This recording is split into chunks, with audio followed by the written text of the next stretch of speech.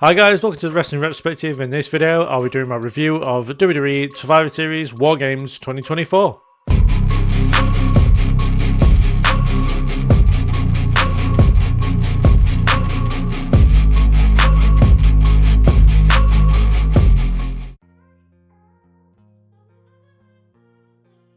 So kicking off the show, we had the Women's Wargames match, and for me, it was match of the night. I thought this was the better of the two Wargames matches. It was a lot more extreme as far as weapons and stuff goes. And it just felt like the more personal of Wargames, like compared to the one that was storyline more personal in the Bloodline one. It was just way more enjoyable. There was a lot more about it, more big spots, and yeah, just multiple things that were just so much better than the men's.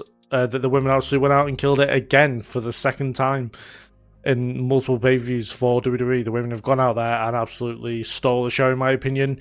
For me, Bianca and Liv were like barely involved in this one. Like they really, especially Bianca, were expected to be very much involved because of the attack on Cargill. She'd be very angry about that. And also, I feel like they're trying to build her back up again to get to that main event scene instead of like being down in the tag team scene. And yeah, she was barely involved. Liv was, you know, apart from when she came into the match, that was really it. Like the flurry from coming into the match, and then she was really barely in it. I know she took the final pin, which maybe wasn't the best decision, but it made sense in my opinion. In my prediction, I had Liv to take the pin, but she got pinned by Rhea, which again sets up their match again for what I assume will be Saturday night's main event. So I don't know when the Sky match will come. Honestly, I wouldn't hate it if they saved it for either Netflix or the Rumble, but I don't know if they can get that much longevity out of that feud. But yeah, I think for me, the MVP of the match was Rhea. Probably Tiffany and Bayley had a very good performance. Io and Tiffany obviously both doing the big spots off the cage, which I thought were really cool. I know that a lot of people get sick of the Io Sky bin spot, but honestly, I enjoy it every time it comes around. And it's, you know, one of those things that's like a staple for Wargames as well as Io herself. And yeah, to say, just overall, it was just very enjoyable. The person that attacked Jade Cargill, I don't think was made clear in this match, which I think was very good. You know, they could have made it very thing about Bayley or Naomi or Bianca herself, as well as anyone from the heel team, but she was very, very rarely mentioned was Cargill. Yeah, we got the attempted cash-in, which I feel like definitely should have happened, in fairness. Like, I don't know how long they want to stretch this out for. Part of me feels like they might save it for Netflix again, so the casual fans can see what a cash-in is like. But yeah, I think it made the most sense for Tiffany to cash in after the match when both women's champions have been put through tables only minutes beforehand. But, you know, I mean, hopefully they save it for a bit. I mean, obviously, a lot of people wanted Dolph Ziggler to cash in way before he did, but when he did, it was a huge moment. So yeah, maybe they're saving it for that. I mean, it's okay to save Money in the Bank if they don't end up kind of ruining it when they do cash it in eventually. But yeah, I said, for the most part, this was really good. I said, it was probably my match of the night and the kind of the match that stood out the most. And again, it's very annoying when the best match of the night goes on first. We had it at Bad Blood with Punk and McIntyre because everything else kind of has to follow that. And I feel like some matches definitely did, some matches definitely didn't though. But yeah, so great way to start the show in my opinion. And yeah, Rhea pinning Liv again, I assume will set up for a future women's title match, probably a Saturday night's main event. Following that, we had Shinsuke Nakamura defeat LA Knight to become the new United States champion. And talk about a shock result, in my opinion. This is massive for Shinsuke Nakamura, especially this new character he's doing. There's a lot of stuff that people wanted to see out of Shinsuke. You know, he took full advantage of the fact that the part between the two rings was steel. Yeah, it made more sense. It made LA Knight look strong in defeat because like he essentially had to cheat to get that win.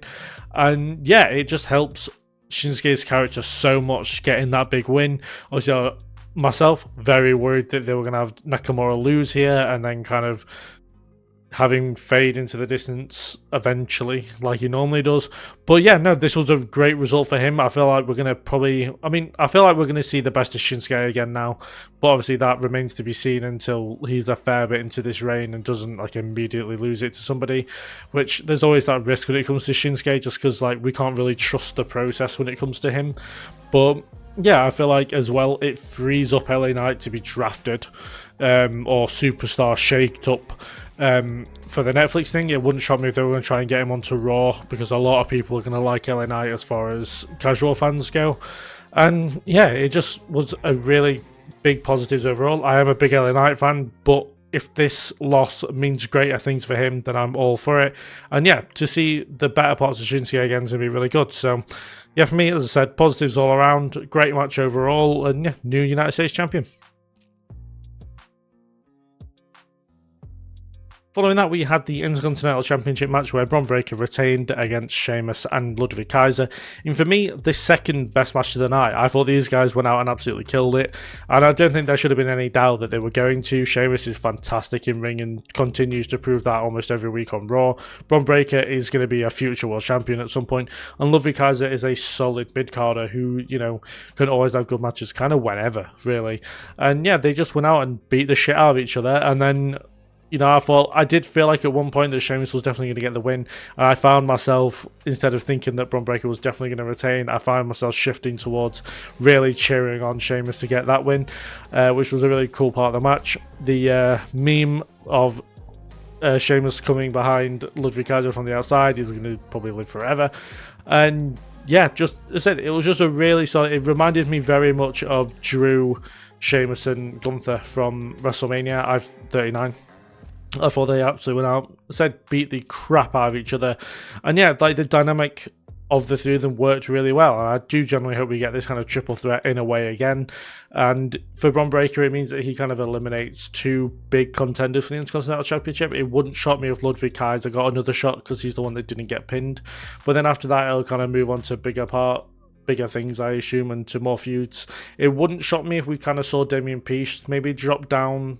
I don't want to say drop down because that sounds very thing on the Intercontinental Championship, but kind of go to the kind of higher mid-card, lower main event card, and kind of feud with Bron Breakker over the Intercontinental Championship. And because similar to Sheamus, it's the only title he's not won in WWE yet. So yeah, I feel like there's some good stuff coming from Bron Breakker in the future. I feel like they're doing really well of re-establishing the prestige of the Intercontinental Championship. And yeah, this match was absolutely fantastic. If you haven't seen it, do go watch it. It is really, really good. And I say probably the second best match of this night.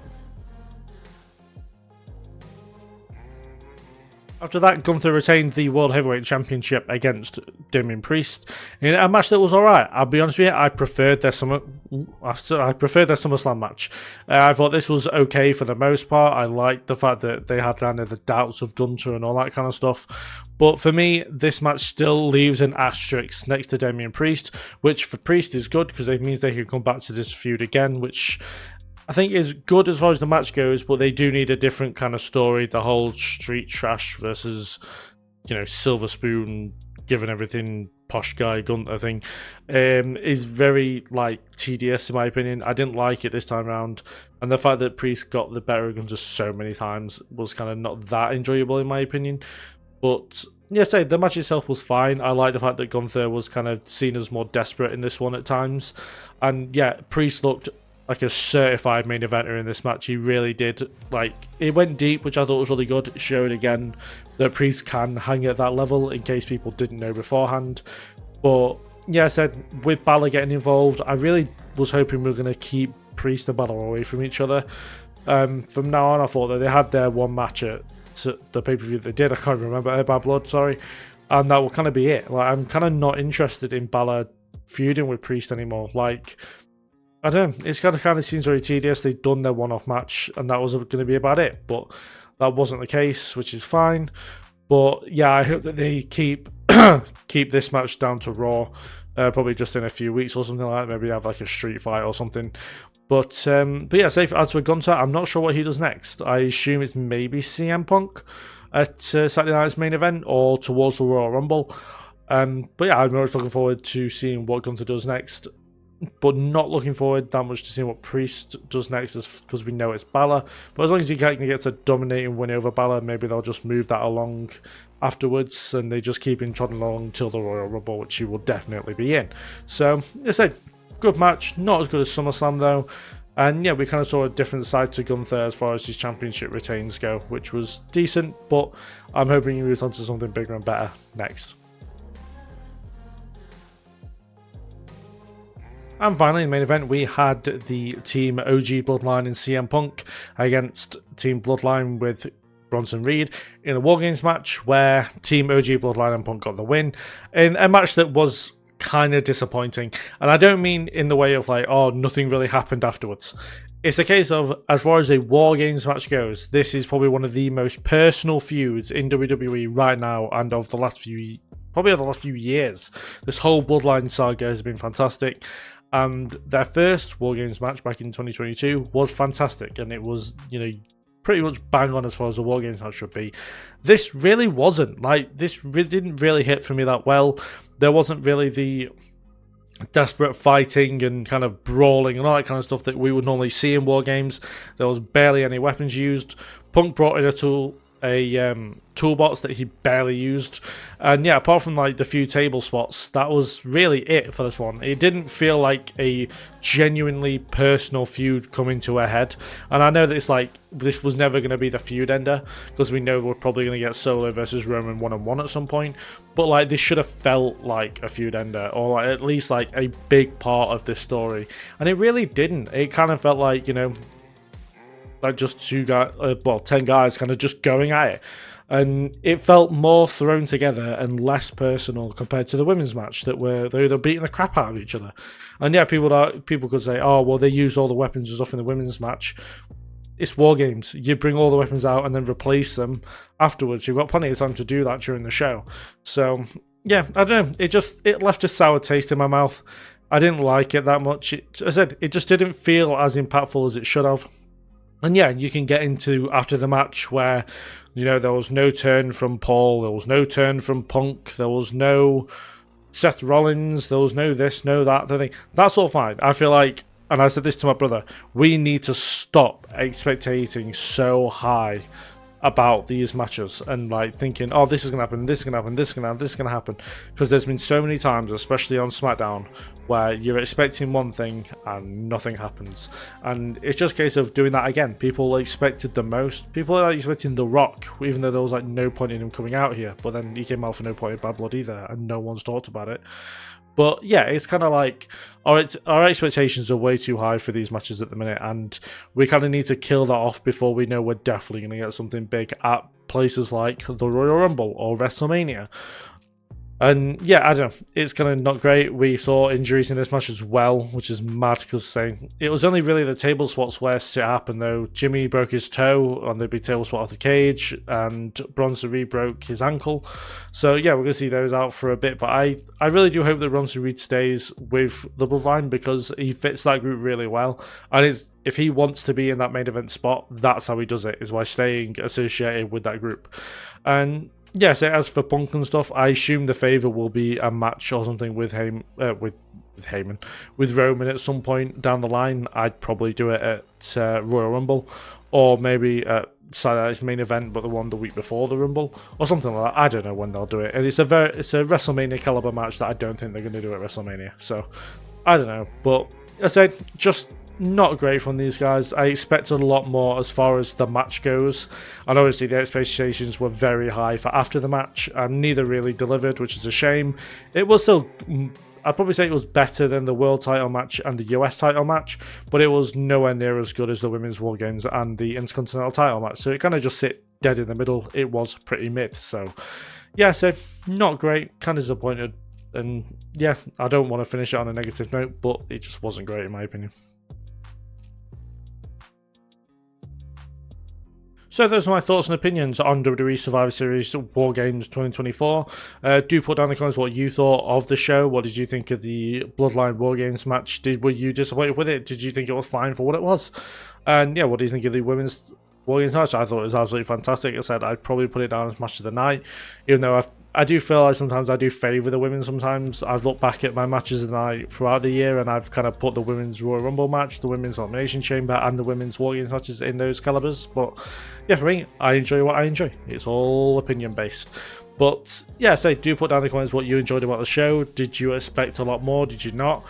Are you expecting a lot at Netflix or Saturday's main event? I know that Cody's teased a little bit, but yeah, so just put down in the comments what you thought of everything, really, and say do join the Patreon. That there'll be a link for in the description. Completely free to join. There's like a good 25 plus videos on there for you to watch of me rewatching stuff and watching my top 100 matches list from earlier in the year. And yeah, I hope you all enjoyed Survivor Series. I hope you all enjoyed this video. Do give it a like if you did. And I will see you guys in the next video. Do subscribe, all that good stuff. And I will see you guys in the next one. Thank you very much for watching. And I'll see you later.